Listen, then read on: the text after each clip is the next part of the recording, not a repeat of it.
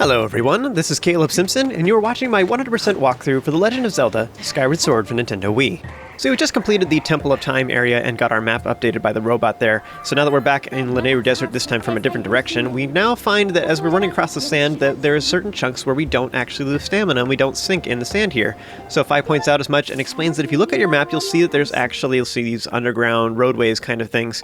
I guess it's like foundations of the walls that were here before and they make this whole pattern. So you can run across these areas safely and you don't actually lose any stamina and sink in the sand when you're standing on these. And I know so far beacons are your favorite thing, it's like a gimmick of this game, but beacons are actually super helpful, and we now have access to a bunch more of them. This allows us to place them in various locations, and it's super useful in this particular area. So you can go ahead and place beacons at the various intersections so that you can traverse the sand a little bit easier.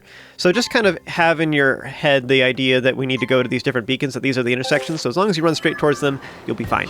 As an example, you can head over to this area to the far left. You'll notice we're not using any stamina. We do walk a little bit slower when you're walking anyways. You run the same speed, but you walk a little bit slower when you're walking through it. But anyways, you can continue on to this far side and get the Lanayru Dragonfly if you like. That's the only thing that's over here.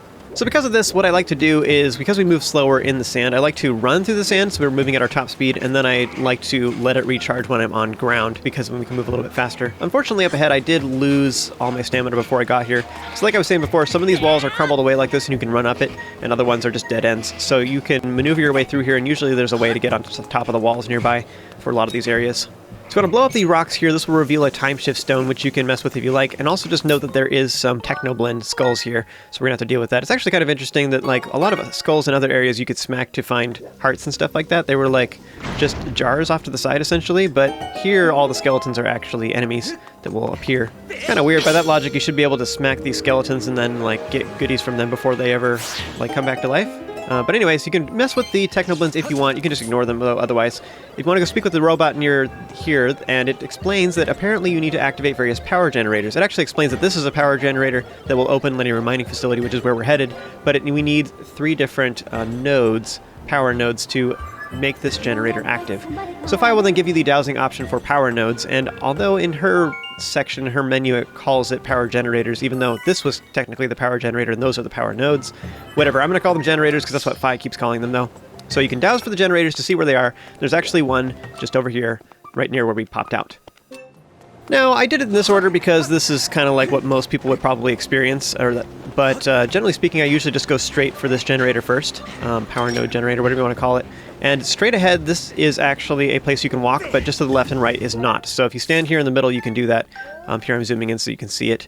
So I'm standing on the little roadway, but just to the left and the right is sand that I will sink in. So blow up the robot wall off to the right, which leads to an amber relic, and then blow up the cracked wall off to the left that leads to a time shift stone. And here's a weird thing that I always wondered about is, so you use the time shift stone, and it brings this area to the past, and then check for ancient flowers too, by the way, when you do that. So this brings this whole area to the past so that you can access the power node and activate it so that it supplies power to the generator in the middle of the map. But then you use a different time shift stone. Now this area is in the present again, so it's not supplying power to this power node. So how is the power node still supplying power to the middle? Does that make sense? Like, so you activate all these various power nodes and then you take away the power that caused them to activate in the first place. It's just weird. Anyways, there's a little clue in here. You can speak with the robot on the left, and he warns you not to mess with the power generator, and that he tells you quite specifically that you really, really shouldn't stab it with your sword. So don't do that. Don't stab the thing, guys. Don't do it. Now, as usual, stabbing is a little bit awkward if your controller is not calibrated, so you might have to do a couple sword slashes to make it work right. But just in general, if you slash your sword so that your sword is actually out, you know, then you can look around and just kind of point your Wiimote around until you see it in the center of the screen and just stab in that direction. But anyways, yeah, so recalibrate it if you have to, otherwise you can stab it just in the direction of wherever. So like for me, for example, you saw right there, it was kind of pointing a little bit to the right.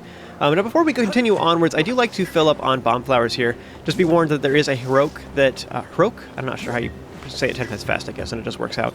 But Heroics are around here, and they can follow you around and try and drop rocks on you, so just be warned about that when you're using these bomb flowers. I kind of briefly skimmed over this before, but if you already know where the generators are, you don't even have to go to the middle and talk to this robot or anything at all. You don't have to activate this time shift stone. You can just go straight to the generator and activate that. Now, before you continue onwards, if you haven't done it yet, which I already did it a little bit ago earlier in this video, but make sure you talk to this bird statue. This is like the most important one in Lanayru Desert, so it just makes it so much easier to get back here. This is like the one you want to go to all the time. So make sure you activate that. Then continue on to the north. If you douse over here, you'll see that there's actually the next generator is here behind this wall. And also on our map, you'll notice there isn't a wall at all, but rather there's a building here. So blow up the cracked wall here, and this will reveal the entrance to the building. I always forget that some signs you can just read them by touching them, so this Lanayru region has a lot of these signs against the walls. Not that any of them are really all that interesting, but just interesting to know. So as I was explaining about Empilus earlier, is that if there's lower like floors like this, where it's right level with the rest of the sand, then Empilus can just roll right over it and smack into you.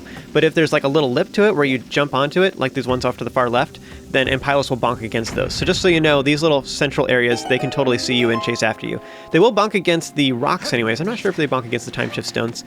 Here I was trying to get my shield out in time, but I did not do it in time, and then I sunk in the sand, which is really sad. I think after this I decided, I was like, okay, I'm going to be a little bit more careful. But luckily, because this is the last chunk of land that I touched, that's where I reappeared, so that's fine. I really don't like dealing with the adult Empilus, so I like to just move this area to the pass as soon as possible, but there is some soft soil locations on some of these other areas that you can reach as well by jumping up on platforms and stuff, but I don't think it's really worthwhile. Like, the only real reason to dig up stuff for the most part is actually just to get Elden Ore, but that only happens in the Elden region, so here there isn't any of that kind of stuff at all. Technoblins can be a real pain. If they see you, then probably a shield bash with the wooden shield is the best way to take care of them. But if you can sneak up on them ahead of time before they ever see you, you can ambush them with running dash attacks are my favorite. And then otherwise, Skyward Strikes or using the slingshot to stun them are the best ways of dealing with them, in my opinion. Knock them on the ground and then use a fatal blow on them. So the Empilus have reverted to a previous evolutionary state or something, as I guess what they're going for here. So the Timeshift Stones have reverted them to Empilus eggs, which are these little dudes. I think it's kind of weird because Empilus are like hermit crabs. They're inside a shell, but normally hermit crabs get shells from other creatures, so technically wouldn't this just be a little fleshy ball instead with a giant shell? Whatever. Anyways, it's a video game. Empilus eggs will still electrocute automatically all by themselves every once in a while, but we also have this device that we need to power. So it requires a little power source and it has like a little slot that you can put stuff in, so you can run over and pick it up while it's in between its little electric buzzing, and then just walk away, like put it down real quick before it starts electrocuting itself again. And otherwise you can bonk it every once in a while in between its shocks by stabbing it with your sword. So place it down in the little slot, then stand on the metal grating thing, and then stab it in between its charges. And I know what you're thinking, Empilus eggs are awesome, and I gotta get me one of those because I can power anything. And that's all great, just don't let PETA hear you say that. Smash the barrels if you like, then stab the generator, rotate to the left, and then press A to push it all the way in. I think it's kind of weird you couldn't just stab in forward again a second time. But anyways, this will activate the generator, which activates it on the generator towards the middle where the Lanayru Mining Facility will appear, as well as marks it on your map. You know, as a quick comment, like, it's not uncommon for people to go to these generator buildings and, like, get all the goodies at the end. Not really so much with this one, but with the fire one in particular, because there's some chests at the end, and so they open the chest, like, yay, and then they leave and forget to actually stab the generator, which is what they came for. So they have to backtrack and come all the way back here. So just remember to actually use the generator is what I'm trying to say. When a Bokoblin lands near the wall, you can't actually fatal blow it, so you're going to have to just wait for it to get back up and then attack it while it's still vulnerable. But I'm assuming the reason for this is it's just a technical reason. I think what they had happen is that enemies would fall like partway in the wall, and then people would fatal blow it, and then they would teleport on the opposite side of the wall and then land, like, fall into an abyss forever, and it would broke the game. So I think that's why. I don't actually know for sure. That's just my guess. But it is frustrating. If you attack a Technoblin too close to the wall, then it will just be unable to fatal blow it. Fatal blow it. You'll be unable to use a fatal blow on it. There we go. That's more grammatically correct. The barrels on the sides at the beginning of each one of these generator buildings usually have Deku Seeds and bombs in them. So bombs are great for attacking them from a distance, and then the Deku Seeds are great for, like, kind of medium range. You can just keep shooting them with Deku Seeds over and over again. You can stun them and then move a little bit, then stun them again to keep them permanently stunned so you don't have to deal with them. Alright, on to the next generator! So I'm going to gobble up all of my beacons and then place them over here, so I'm zooming in. So I'm just placing them at all these various intersections so that you can see where I'm trying to go. There's also a wall off to the far right that you'll notice. I'm putting a mark over here so you can see it. But what it does is it leads to this area on the very top right, and I will head there after this next generator. So I'm going to do the generator first because that's required, and then I'll come back and I'll show those beacons what I'm going to do there. Okay, so you head to the first intersection, and then again running through the sand. I like to try and use all my stamina in the sand because you move slower when you're walking through sand. You run the same speed as you do on solid ground, but you walk slower if you're not using stamina. This is one of the best places to get Lanayru dragonflies right here, is there's often several of them here, and so I like to just get these bugs as I'm passing through each time. Looks like my controller is super uncalibrated, so I'll have to fix that here in a little bit. Even if bugs run away, they kind of chill out after just a second anyways, but again, as always with the bug catching net, you just get it right on top of them and then just flick the wrist just a little bit. You don't even have to move that far. As long as you're moving faster than just like just lightly moving it around, you don't have to do a full swing at all. So sneaking around behind here on the left, there's these two soft soil locations, and they almost always have bugs. And here's what I was saying earlier. This is the best place to find Lanayru ants, because each one of these soft soil locations can spawn them, and it spawns somewhere between 0 and 3. But if you happen to get both of them have 3, then you get 6 ants appearing at the same time, and it's amazing. Impylists are one of the few enemies in the game where it's like super helpful to use shield bashes. I think it's like the best thing ever. Otherwise, your best bet, if you don't have the option of a shield bash, is probably to like Z-target them and like lure them to a wall and then just side jump at the last moment so they bonk into the wall. That's probably the easiest way to take care of them. Off to the right, there is a lever you can pull, so do that. This will create a shortcut back to the beginning of Lanayru Desert, so super important to do that. Then that's relatively important, but I suppose more important than that is to activate the bird statue. There's actually a bird statue right at the beginning of Lanayru Desert, and there's also this one too at Stone Cache. So as long as you activate both of those, you can actually warp back and forth if you have to. But yeah, those two things, having the bird statue unlocked and or having that that lever pulled so that we have access to the beginning of the desert entrance is like super helpful, super awesome. In this next generator building, we have an Impylist here at the beginning that's a little bit awkward to deal with, so you can try and attack it from range using bombs, and the best way to do this is to roll them. So you'll notice too, I'm standing on top of a raised lip of an edge, and so the Impylist can't get me here, but now that I'm on the lower tier or whatever, the lower flesh flooring, he can actually roll to me. So that's a little bit dangerous. You can kill the Impylist with bombs. It is a little bit awkward. I think I actually would have been better off using the slingshot instead to stun him. So you'll notice here I just placed a bomb next to this rock, and then I'm standing on the other side of the rock, and what'll happen too is if the Impylist bonks into me, it'll hit the rock instead, if it gets to me too soon anyways. So what I'm doing right now is while it's stunned after hitting the wall, I'm going to actually run to one of the other sections. If you run out of bombs partway through this and you really want to use those specifically, you can actually break more barrels at the beginning of this area. I think actually if you leave the room and come back, then the barrels will reappear, so you can actually get more bombs that way. So we actually have an infinite supply of bombs here, I'm pretty sure. Anyways, you can go ahead and dig up the soft soil if you want to. It doesn't really matter, though.